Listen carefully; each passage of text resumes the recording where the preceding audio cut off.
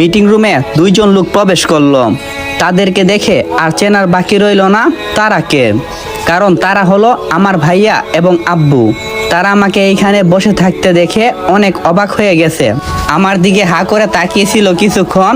আমি তাদের দিকে বেশি খেয়াল না করে অন্যদিকে তাকিয়ে থাকতে লাগলাম। একটু পর মিটিং শুরু হলো। মিটিং শেষ হতে প্রায় দুপুর 2টা বেজে গেল এবং এর ভিতরে ভাইয়া এবং আব্বু অনেকবার আমার সাথে কথা বলতে চেয়েছে।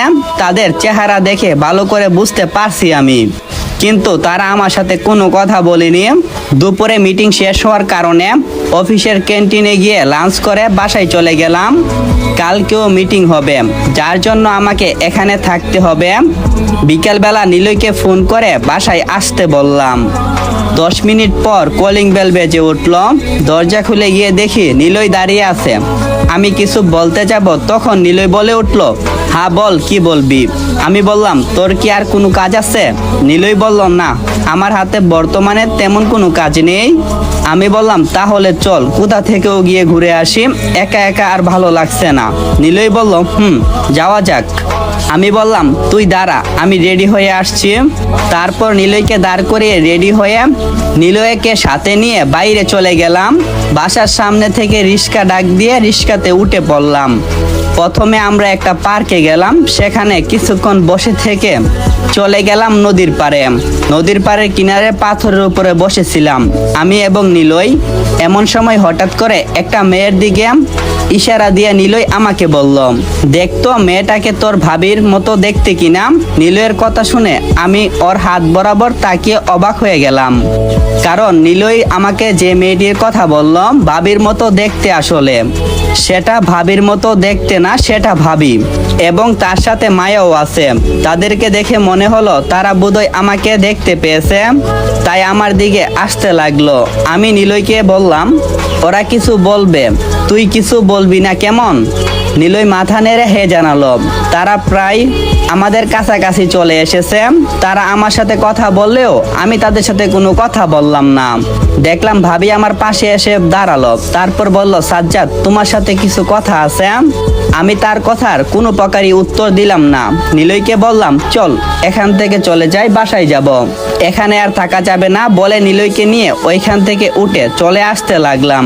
তখন ভাবি আবার বলল, সাজ্জাদ প্লিজ আমার কথাটা শুনে যাও, তোমার সাথে আমার অনেক জরুরি কথা আছে। ভাবির কথায় পাত্তা না দিয়ে ওইখান থেকে চলে এলাম এবং নিলয় আর আমি হাঁটছিলাম। এমন সময় নিলয় বলে উঠল, আচ্ছা আমার একটা প্রশ্ন আছে। আমি বললাম, দেখি তোর কি প্রশ্ন? নিলয় বলল, আচ্ছা তোর ভাবি তোর সাথে এমন ব্যবহার করছিল কেন? আমি বললাম, এইরকম করার কারণটা আমি নিজেও জানি না, তোকে কিভাবে বলবো? নিলয় কিছুটা অবাক হয়ে বলল, তার মানে তুইও জানিস না? আমি বললাম, না, কখনো জানতে চাইনি। কেমন আর কেন এমনটা করছে আমার সাথে আর জানার কোনো ইচ্ছেও নেই, আর চেষ্টা করতে হবে, আসলে তার কারণটা আমাকে বের করতেই হবে। নিলয় বলল, ঠিক আছে, তার আগে চল তোকে আমার বাসা থেকে ঘুরিয়ে নিয়ে আসি। আমি বললাম, এখন? নিলয় বলল, হ্যাঁ এখন যাব, চল। আমি বললাম, এত করে যখন বলছিস তাহলে চল যাওয়া যাক। তারপর নিলয় একটা রিক্সা ডাক দিল। দুইজনে রিক্সাতে উঠে নিলয়ের সাথে বাসায় চলে গেলাম। আমি রিক্সা থেকে নেমে নিলয়ের সাথে বাসার ভিতরে ঢুকলাম। দরজাটা একটা মেয়ে খুলে দিল। আমি এর আগে অনেকবার নিলয়ের বাসায় এসেছি, কিন্তু কখনো এই মেয়েকে দেখিনি। তখন নিলয় বলে উঠল, বাহিরে দাঁড়িয়ে আছিস কেন, ভিতরে আয়। আমি ভিতরে যেতে নিলয় মেয়েটাকে দেখিয়ে বলল, এটা তোর ভাবি, নাম জান্নাত। আমি মনে মনে বললাম, তার মানে এটা নিলয়ের বউ? আমি বললাম, ও আচ্ছা আঙ্কেল আন্টি এখন কোথায়? তাদেরকে তো দেখছি না। নিলয় বলল, তারা কয়েকদিনের জন্য গ্রামের বাড়িতে গেছে। তুই দাঁড়িয়ে আছিস এখনো কেন? বস এখানে এসে। আমি সোফায় গিয়ে বসলাম। তখন জান্নাত মানে নিলয়ের স্ত্রী আমাকে চা নাস্তা দিল। আমি সেগুলো খেতে লাগলাম এবং ওদের সাথে গল্প করতে লাগলাম।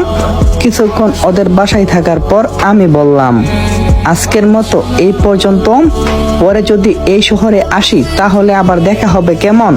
নিলয় বলল, তুই চলে যাবি কবে? আমি বললাম, কালকে অফিসের মিটিং শেষ হবে, তারপর পরশু সকালেই আমি চলে যাব। নিলয় বলল, ঠিক আছে। আমি আর কোনো কিছু বললাম না। ওইখান থেকে উঠে সোজা বাসায় চলে এলাম। বাসায় আসার পথে রাতের খাবারটা কিনে নিয়ে এসেছি। ঘরের দিকে তাকিয়ে দেখি 8টা বাজতে চলছে। আজকের দিনের সময়টা যে কি করে চলে গেল তা বুঝে উঠতে পারিনি।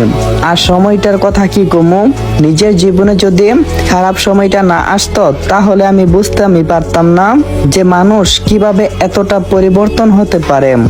আর সেদিন তো আমার কোনো দোষ ছিল না, তাহলে কেন আমি দোষী হলাম? এগুলো ভাবছি আর চোখ দিয়ে পানি পড়ছে। কি থেকে কি হয়ে গেল। যাই হোক, ওয়াশরুমে গিয়ে ফ্রেশ হয়ে নিলাম। খাবার খাওয়ার জন্য খাবার প্লেটটা যেই না হাতে নেব এমন সময় কলিং বেল বেজে উঠল। এত রাতে আমার বাসায় কে আসলো সেটা দেখার জন্য দরজাটা খুললাম। আমি ভেবেছিলাম হয়তো নীলই এসেছে, কিন্তু আমার ধারণা ভুল করে দিলাম, কারণ দরজার কাছে ভাবি এবং ভাইয়া আর তার সাথে আছে মায়া। আমি তাদেরকে দেখে অনেকটাই অবাক হলাম। আমি মোটেও আশা করিনি তারা এখানে আসবে। তাই আমি ভাবতে লাগলাম, এখন কি তাদেরকে ভিতরে আসতে দেব নাকি তাদেরকে বাহিরেই রাখব। এগুলো ভাবছি। আমি বললাম না, তাদেরকে কোনোভাবেই আমার মনে কিংবা আমার বাসায় কখনো আসতে দেওয়া যাবে না। তাই ভেবে দরজাটা লাগিয়ে দেব। এমন সময় ভাইয়া আমাকে বলে উঠল, তুই দরজাটা লাগিয়ে দেওয়ার আগে তোর ভাবির কথাগুলো শুন। আমি বললাম, আপনাদের কথা শুনতে আমি চাই না, আপনারা দয়া করে এখান থেকে চলে যান, তাহলে আমি অনেকটাই খুশি হব। আমি চাই না কখনো আপনারা আমার জীবনে আসুন, আমি একা থাকতে শিখে গেছি। তখন ভাবি বলল, প্লিজ সাজ্জাদ, আমি তোমার কাছে ক্ষমা চাচ্ছি, আর ক্ষমা চাওয়ার জন্যই আমি এখানে এসেছি। আমি বললাম, আপনাদের কাউকে আমি ক্ষমা করতে পারবো না, দয়া করে আপনারা এখন এখান থেকে চলে যান, দরজাটা লাগিয়ে দেব। হঠাৎ করে তারা দরজার ধাক্কা দিয়ে বাসার ভিতরে ঢুকলো। আমি রাগী কণ্ঠে বললাম, আপনাদের সাহস তো কম না, আমার বাসায় ঢুকে পড়ছেন, চুপচাপ চলে যাবেন নাকি দারোয়ানকে ডেকে ধাক্কা দিয়ে এখান থেকে বের করে দেব। তখন ভাবি কিছুটা কান্না কান্না ভাব নিয়ে বলল, তুমি আমাদের কথাগুলো শুনলে আমরা চলে যাব, প্লিজ আমার কথাগুলো শুনো। আমি বললাম, কি শুনবো? আপনারা তো একে আমার জীবনটা নষ্ট কইরা দিছেন, তারপর এখন এখানে নাটক করতে এসেছেন, বের হয়ে যান আমার বাসা থেকে, আপনাদের মুখটাও আমি দেখতে চাই না। এটা বলে জোর করে তাদেরকে আমার বাসা থেকে বের করে দিয়ে দরজাটা লাগিয়ে দিলাম। ওদের এসব নাটক এখন আমার আর ভালো লাগছে না। আমার জীবনটা শেষ করে দিয়ে আবার এসেছে আমাকে করোনা দেখাতে। দরজার ওই পাশ থেকে অনেকক্ষণ ডাকাডাকি করলো, কিন্তু আমি তাদের ডাকাডাকিতে তেমন পাত্তা দেইনি। আমি টিভি দেখতে দেখতে আর ডিনার করে ঘুমিয়ে পড়লাম। পরের দিন সকালে অফিসে যাওয়ার জন্য রেডি হয়ে যেই না দরজা খুলবো তখন আমার চোখে পড়লো ভাবি বসে আছে। আমাকে দেখা মাত্রই আমাকে বলে উঠলো, সাজ্জাদ, তোমার সাথে আমার কিছু কথা আছে। মনে মনে ভাবলাম, এত করে যখন বলছে তখন না হই একটা প্রশ্নের উত্তর দিয়ে নেই। তাই বললাম, আপনার কোনো কথা আমি শুনতে চাই না, শুধু আমার একটা প্রশ্নের উত্তর আপনাকে দিতে হবে। আপনি আমার সাথে সেদিন ওই কাজটা করছিলেন কেন? এবং আরেকটা প্রশ্ন, আপনি আমাকে কেন সহ্য করতে পারেন না? ভাবি বলল, তুমি যা বলবে সেটার উত্তর আমি দিতে রাজি, শুধু আমার একটা কথা তুমি শুনো। তখন আমি রাগী কণ্ঠে বললাম, আমার প্রশ্নের উত্তর আপনি আগে দেন, তারপর না হয় আপনার কথা শোনা যাবে।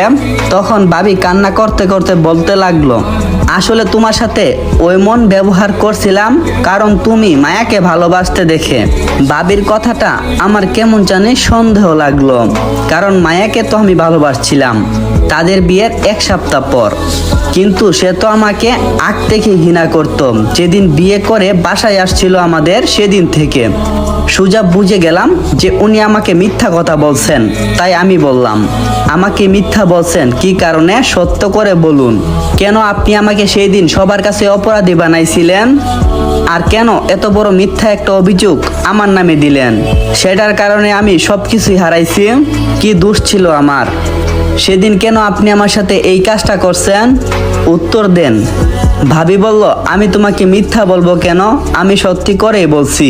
আমি ভাবিকে আর কিছু বলতে না দিয়ে ওইখান থেকে নিচে চলে এলাম। আমার পিছন পিছনে ভাবিও এলেন, তবে আমি কোনো কিছু বললাম না।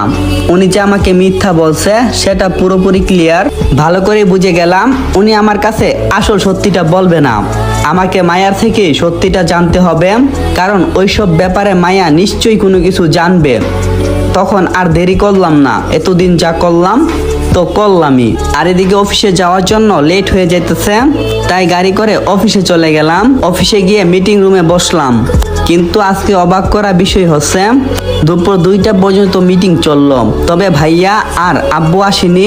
মিটিং শেষ করে ক্যান্টিনে গিয়ে খাবার খেয়ে বাসায় চলে গেলাম। কালকে ঢাকায় ফিরে যাব, তবে তার আগে আমাকে মায়ের কাছ থেকে সবকিছু জানতে হবে, দেখা করতে হবে ওর সাথে। কিন্তু সেটা কিভাবে করব? আমার কাছে তো মায়ের কোনো নাম্বার নেই। আগে যেটা ছিল সেটাও তো ডিলিট করে দিয়েছি। বিছানায় শুয়ে শুয়ে এসব ভাবছিলাম, এমন সময় কলিং বেল বেজে উঠল। আমি গিয়ে দরজাটা খুলে দেখি নীলই দাঁড়িয়ে আছে। আমি ওকে বাসার ভিতরে আসতে বললাম। তারপর চিন্তিত মুখ নিয়ে নীলই বলল, তোকে তো চিন্তিত মনে হচ্ছে কেন? আমি বললাম, একটা কথা ভাবছি। নীলই বলল, কি কথা সেটা একটু বল আমাকে। আমি বললাম, মায়ের সাথে একটু দেখা করতে হবে, বুঝছিস? নীলই বলল, কেন? মায়ের সাথে কেন দেখা করবি? আমি বললাম, আসল সত্যিটা জানার জন্য। মায়া যেহেতু ভাবির সাথে ছিল, আমার জানা মতে মায়া আসল সত্যিটা জানে, তাই ওর কাছ থেকে জানা দরকার। নীলই বলল, তাহলে তুই মায়াকে কল কর, আর কল করে দেখা করে নে। আমি বললাম, সেটা তো আর পারছি না, আমার কাছে মায়ার নাম্বার নেই। নীলই বলল, ঠিক আছে, তুই চিন্তা করিস না। মায়া এখন কোথায় আছে সেটা কি তুই জানিস? আমি বললাম, বোধহয় আমাদের বাসায় আছে। কালকে যেহেতু ভাইয়া ভাবি আসছিল। নীলই বলল, ঠিক আছে, দাঁড়া আমি দেখছি, তুই বাসায় থাকিস কেমন? আমি জানি না নীলই এখন কি করে মায়ের সাথে আমার দেখা করানোর ব্যবস্থা করবে। দেখতে দেখতে প্রায় 1:30 হয়ে গেল। হঠাৎ করে আমার ফোনটা বেজে উঠলো। ফোনের দিকে তাকিয়ে দেখি নীলয়ের নাম্বার। কলটা রিসিভ করলাম। ওই পাশ থেকে নীলই বলল, হ্যালো সাজ্জাদ, মায়াকে তোদের বাসা থেকে বের করে নিয়ে এসেছি, এখন ওকে নিয়ে কোথায় আসবো? আমি বললাম, কেমন করে বের করে নিয়ে এসেছিস? জোর করে কি আনছিস? নীলই বলল, আরে না, বাসার ভিতরে গিয়ে মায়াকে বললাম তুই ওর সাথে কথা বলবি, তখন নিজের ইচ্ছাতেই আমার সাথে এসেছে। আমি বললাম, ঠিক আছে, তাহলে ওকে বাসায় নিয়ে আস। নীলই বলল, তোকে একটা কথা মেসেজে পাঠিয়েছি, চেক কর, আর তোর সাথে এখন মেসেজে কথা বলবো বলে নীলই কলটা কেটে দিল। আমি বুঝতে পারলাম না কেন এমন কথাটা বলল। অনেকক্ষণ অপেক্ষা করতে লাগলাম। একটু পর আমার নাম্বারে একটা মেসেজ এলো। নীলের নাম্বার থেকে মেসেজটা এসেছে, সেখানে লেখা, আচ্ছা তুই কি জানিস মায়ার বিয়ে হয়েছে? তার মানে মায়া বিয়ে করে নিয়েছে। মেসেজটা পড়ে কিছুক্ষণ ঘোরের মধ্যে ছিলাম। ভাবি এমন একটা কাজ করবে সেটা আমি কখনো ভাবতে পারিনি। আমাকে না বলে মায়ার বিয়েটা দিয়ে দিয়েছে। কিন্তু মায়া কিভাবে এই বিয়েতে রাজি হলো? সে না আমাকে ভালোবাসতো, নিজ থেকে ভালোবাসার কথা বলছিলাম, তাহলে সে কিভাবে পারলো আমাকে ছেড়ে অন্য কাউকে ভালোবাসতে? এটা নিয়ে আমার আর আফসোস করে লাভ হবে না। তাই আমি নীলের মেসেজের রিপ্লাই রেখে দিলাম, না ওর বিয়ে হয়েছে, ভালো হয়েছে, ওটা নিয়ে আমার কোনো প্রকার কোনো উক্তি নেই। মেসেজটা নীলের নাম্বারে পাঠিয়ে দিলাম। একটু পর বাসায় কলিং বেল বাজলো। দরজা খুলে দেখি নীলই মায়াকে নিয়ে দাঁড়িয়ে আছে। আমি ওদের ভিতরে আসতে বললাম, তারপর গিয়ে খাটে বসলাম। মায়া আমার সামনে দাঁড়িয়ে আছে। আমি ওকে বসতে বললাম। মায়া খাটে বসে পড়ল। তখন আমি বললাম, তোমাকে একটা প্রশ্ন করার কথা ছিল, তাই তোমাকে এখানে ডেকে এনেছি, মিথ্যা বলবে না। মায়া বলল, তুমি আমাকে যা জিজ্ঞাসা করবে সেটা জানা থাকলে অবশ্যই উত্তর দেওয়ার চেষ্টা করব। আমি বললাম, তুমি আমাকে এইটা বলো, তোমার বোন কেন আমাকে সহ্য করতে পারতো না? তখন মায়া বলল, আসলে আপুর টাকার নেশা। যখন আপু তোমাদের বাসায় আসে তখন থেকে আপু কেমন জানি হয়ে গেছে। যখন জানতে পারছে তোমাদের সম্পদ অনেক, তারপর থেকে আপু তোমাকে আর কিছু বলতে দিলাম না, কারণ আমি ওর পুরো কথাটা বুঝে গেছি কেন ভাবি আমাকে সহ্য করতে পারতো না, এবং সেদিন ওই নাটক কেন করছিল, এখন কেন আমাকে তাদের কাছে ফিরিয়ে নিতে চাচ্ছে। এখন মায়াকে এইখানে রেখে আর লাভ হবে না। তাই আমি নীলইকে বললাম, ওকে বাসায় নামিয়ে দিয়ে আয়, আমি যা জানার দরকার ছিল তা জেনে গেছি। নীলই বলল, ঠিক আছে মায়া, চলো তোমাকে বাসায় পৌঁছে দিয়ে আসি। তখন মায়া আমাকে বলল, তুমি যা ভাবার ভাবো না কেন, আমি আজও তোমাকে অনেক ভালোবাসি।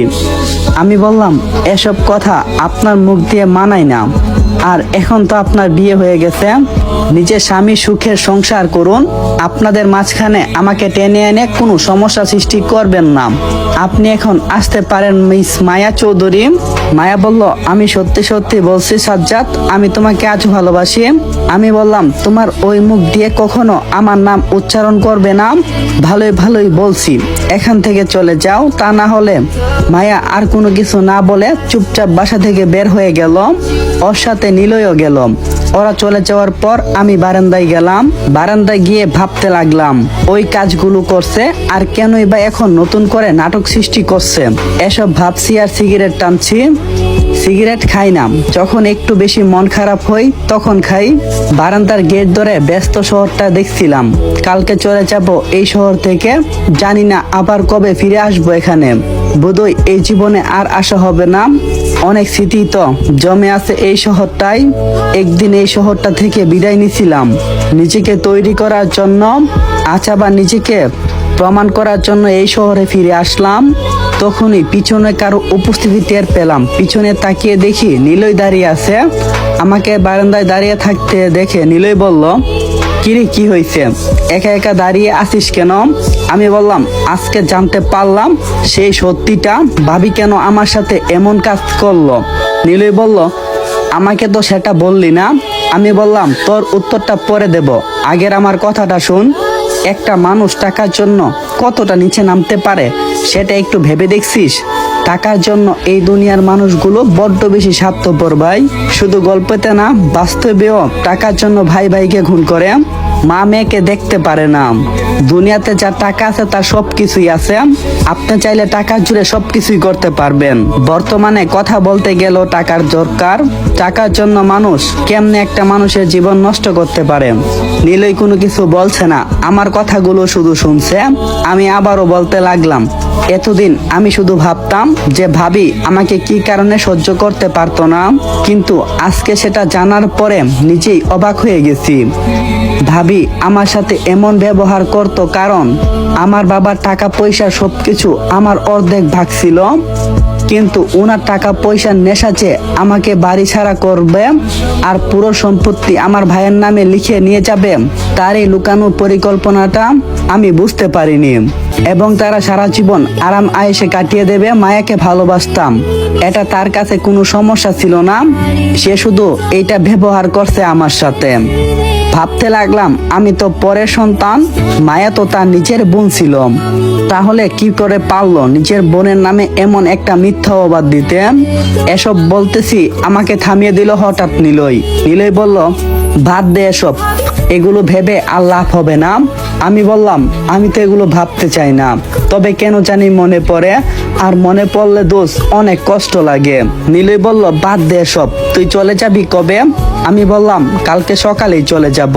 নিলয় বলল, ও আচ্ছা, থাক বাসায় চলে যাই, কালকে সকাল সকাল না হই দেখা হবে। আমি বললাম, ঠিক আছে যা। তারপর নিলয় চলে গেল। আমি ল্যাপটপ নিয়ে অফিসের কিছু কাজ করতে লাগলাম। এমন সময় একটা মেল এলো। মেলটা ওপেন করে দেখি সেটা আমার অফিস থেকে পাঠানো হয়েছে। ওইটাতে লেখা আছে, আমাকে রাজশাহীতে ট্রান্সফার করে দেওয়া হয়েছে, কালকে থেকে যেন তার অফিসে জয়েন করি। এটা দেখার পর আমার মাথাটা ঘুরে গেছে। এমনি তো এখানে আমি থাকতে চাই না, আর বারবার কেন আমার সাথে এগুলা হয়। এসব ভেবে পকেট থেকে ফোনটা বের করে হেড অফিসে কল দিলাম। আর আমি বলতে লাগলাম, আমাকে না জানিয়ে ট্রান্সফার করা হইলো কেন? তারা আমাকে বলল